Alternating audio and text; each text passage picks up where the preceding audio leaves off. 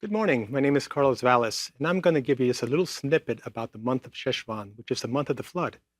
I've heard too many preachers many times over and over say Noah was inside the ark with his family and a bunch of animals just floating around. And I started reading more into it, and I knew that God had a personal, more close relationship than that. If you read closely and you really study in the Hebrew and the Greek, you see that God said, come into the ark. That implies that God just didn't come, send him inside, shut the door, and push the ark and let it go float. This implies that he was saying, come from the inside. God was with Noah inside the ark the entire time.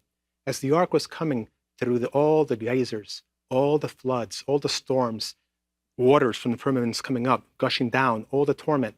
This is a picture of the ark was Jesus getting the stripes. By his stripes were healed, but yet inside the ark, they were safe. Many people say, well, we're going to hang on to outside the ark until he comes and saves us. There's no need for that. There is rest. Noach means rest.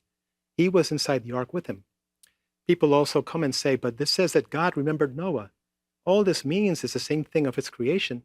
What did God tell Noah when he came out of the ark? Same thing he told Adam. Be fruitful and multiply.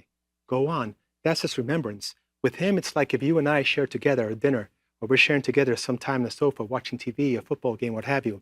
And finally, oh, I remember. It's time for me to start doing my job. That's how close Jesus Christ is with us. That's how close he wants our fellowship. But God remembered Noah and remembered, oh, creation of man, I must continue doing this.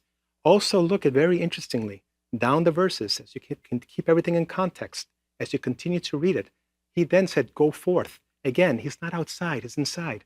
Go forth. Go forth. With the animals, go forth. And all this came as a time of sacrifice. God is always with us today, folks. So I hope this snippet blesses you, and I hope you consider the love he has for us. Amen.